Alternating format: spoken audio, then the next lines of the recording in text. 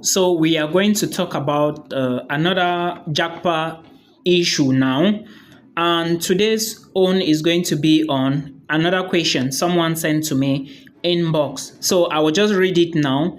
Then I will tell you what you need to know. For the person, I hope that these people sending these messages inbox, they are also watching these videos to actually understand what I do.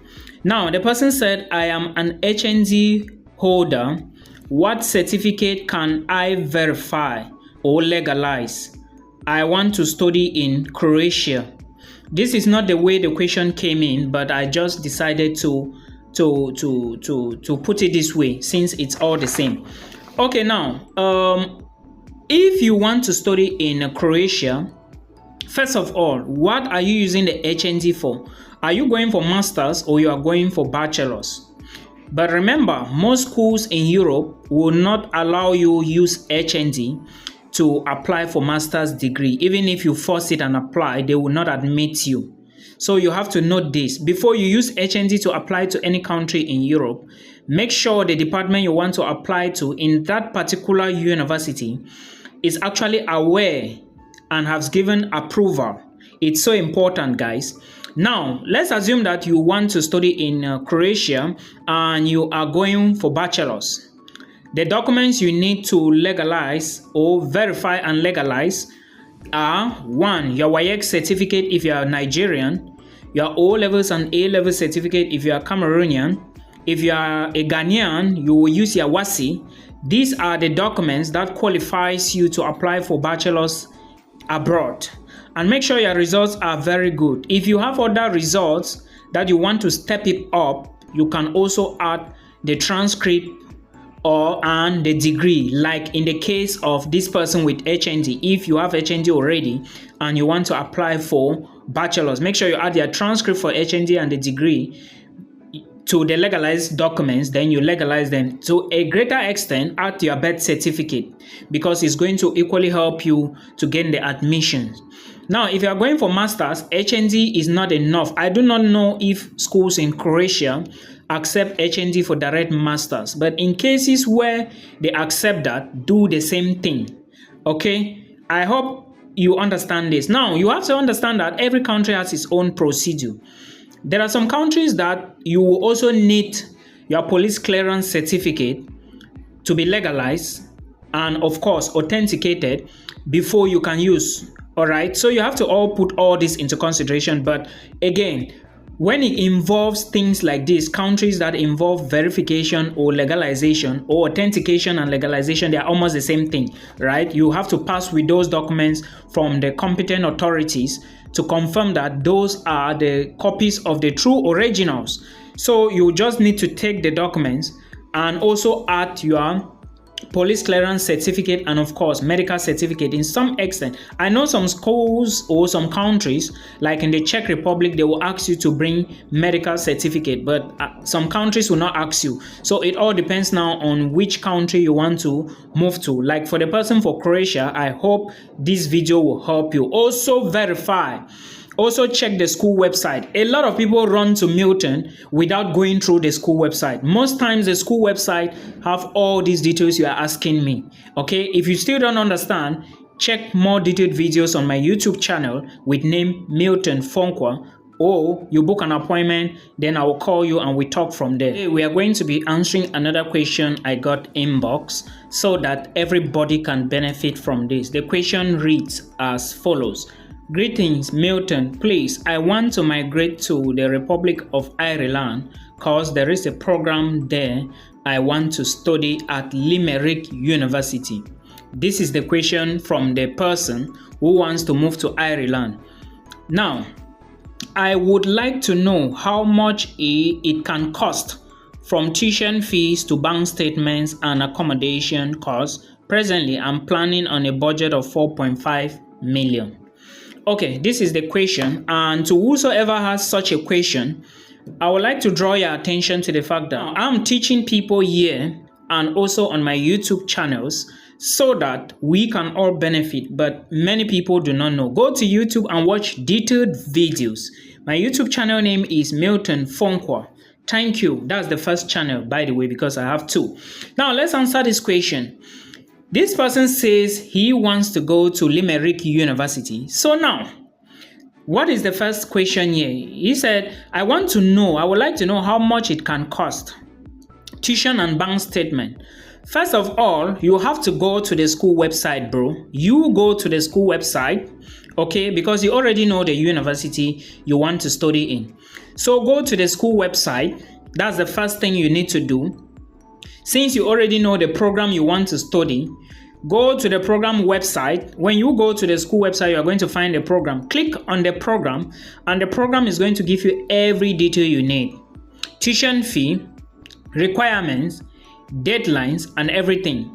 Now, it can be a postgraduate program, a bachelor's, or a master's program.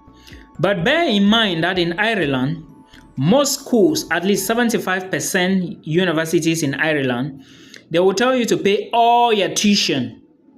When you get admission, most of them will tell you to pay all your complete tuition for that particular year. And remember, the cheapest school, as I know, the cheapest programs in Ireland now is about 10,000 euros. Calculate that to CFA francs, you are going to see the amount. Now, let's assume that if you gain admissions to this program now, if the program is 10,000 euros and you pay the tuition, how much will be left in this 4.5 million? Calculate it.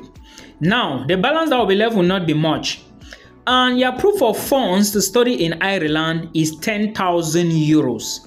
When you pay this tuition, the school will now confirm and give you documents for visa application, where you will now go to the embassy with your bank statement showing 10,000 euros as proof of funds. Now, the 10,000 euros and the balance left from this 4.5 will not be enough. So you need to put this into consideration. Ireland is extremely expensive. Accommodation is extremely expensive.